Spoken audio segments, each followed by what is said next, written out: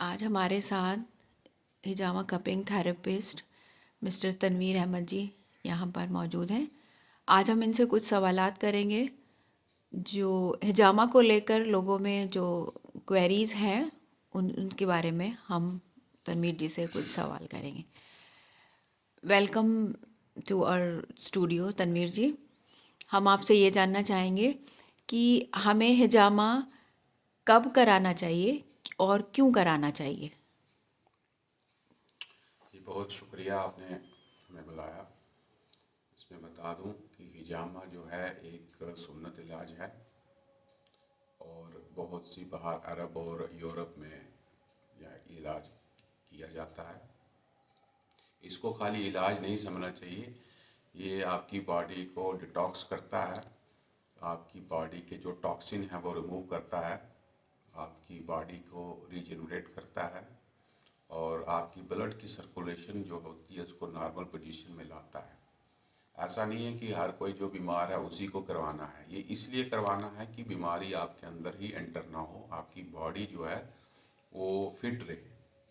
और हर जो प्रॉब्लम आज है वो ब्लड के अंदर ही है। आपका ब्लड जो है डिटॉक्स होता रहे, बॉडी में टॉक्सिन निकलता रहे, आपका इम्यून सिस्टम अच्छा रहता है, तो जिसकी वजह से कोई प्रॉब्लम नहीं आती है। तो इसको जो है कराने के जो तरीके हैं वो डिफरेंट डिफरेंट हम कॉल करते हैं। जो सही सुन्नत तरीका है, जो ज़्यादातर लोगों को मैंने देखा है उनको ये मालूम नहीं है कि हिजामा जो है वो करवाना है। अब इसकी सुन्नत डेट्स भी होती हैं, हर चांद की 17, 19, 21 में भी ज़्यादा लोग प्रेफर करते हैं, तो ऐसे भी करवा सकते हैं। पर इसमें अब ये जो है कि टाइमिंग का बहुत ज़्यादा रोल प्ले होता है कि ये कब कराना चाहिए, किस टाइमिंग क्या होनी चाहिए। अक्सर लोगों को इसका मालूम नहीं है। तो इसका जो सही सुन्नत तरीका जो सही है वो ये है कि जैसे ही सनराइज होता है, जिसको आप बोलते हैं सूरज निकलता है, जैसे जिसमें हम बोलेंगे कि इशराक की नमाज के बाद, तो उसके बाद कराना बहुत ज़्यादा मुफीद रहता है। ये सुन्नत तरीका यही है, टाइमिंग सुन्नत की जो है वो यही है। बाकी आप इसको पूरा दिन जब मर्जी करवा सकते हैं, उसके लिए हम अलग अलग प्रिकॉशन बताते हैं। 3 घंटे की फास्टिंग में भी करवा सकते हैं, पर जो प्रेफरेबल वे है वो मैंने आपको बताया। वो टाइम जो है वो यही टाइम है, क्योंकि एम्प्टी स्टमक रहता है और उसके साथ बॉडी का जो ब्लड का जो फ्लो है पूरी बॉडी में हो रहा होता है उस वक्त। जैसे ही आप खाना खाएंगे तो 60% डाइजेशन की तरफ चला जाता है, तो वो टाइम बहुत अच्छा सूटेबल टाइम होता है सुबह का, आफ्टर सनराइज। जैसा सनराइज हो गया तो उसके बाद आप फ़ौरन ये करवाएं तो बहुत ज़्यादा उसके और ज़्यादा बेनिफिट्स, आपको बेनिफिट्स तो ऐसे भी हैं तो वो उससे और बढ़ जाते हैं वो। सर ये हर किसी बीमारी में हम करा सकते हैं इसको। मैंने आपको बताया ये बीमारी से पहले भी कराना है लोगों को कि अपनी बॉडी की, जैसे आप गाड़ी की सर्विस करवाते हैं तो ट्यूनिंग करवाते हैं, ये इसकी बॉडी की है कि जो भी आपके टॉक्सिन बनते हैं खाने से, कॉस्मेटिक यूज़ करने से, पोल्यूशन से, तो ये ऐसे ही करवाना है। बीमारी की हालत में तो फिर इसके वहाँ तो होगा ही, पर हम चाहते हैं कि लोगों में बीमारी आए ही नहीं।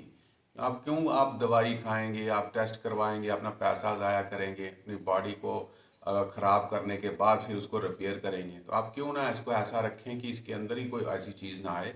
साल में 2-4 बार जो है क्वार्टरली क्वार्टरली अपनी बॉडी की सर्विस कराते रहना चाहिए। और जो लोग हमसे जुड़े हुए हैं, जो हमसे करवाते रहते हैं, आप वो लोग कंटिन्यू आते हैं और अपने और जो उनके रिलेटिव्स हैं, उनके फ्रेंड्स हैं, उनको भी रेफरेबल लाते हैं कि भाई इनका भी कीजिए, हमें तो बहुत फ़र्क हुआ। वो भी सुन के आते हैं, हमें भी अच्छा लगता है कि इसको इस तरह करवाना चाहिए। तो सर ये कितने दिन में हम करा सकते हैं इसको, कितने दिन का हमें गैप देना चाहिए इसको कराने देखें, के लिए। अगर तो बॉडी के अंदर जैसे प्रॉब्लम आ गई है, आप फर्स्ट टाइम आ रहे हैं बॉडी डिटॉक्स करने, अगर कुछ प्रॉब्लम है तो हम इसको 3 सेशन में लेते हैं। मिनिमम 3 सेशन लेते हैं, 1 मंथ का गैप डाल के। अच्छा। आफ्टर 1 मंथ का गैप डालते हैं, उससे पहले नहीं करते हैं। तो बाकी टॉक्सिन देख के पता लगता है कि आपकी डाइट क्या है, किस चीज़ की डेफिशिएंसी आ रही है आपकी बॉडी के अंदर, आपकी बॉडी क्या डिमांड कर रही है और क्या एक्सेस हो गया आपकी बॉडी के अंदर। फिर उस किस्म के हम आपको एक डाइट प्लान देते हैं बना के कि क्या खाना है आपको, क्या नहीं खाना है, क्या सप्लीमेंट लें। बिल्कुल नेचुरल जो होते हैं ना, वही हम बताते हैं आप उसको कैसे ठीक कर सकते हैं।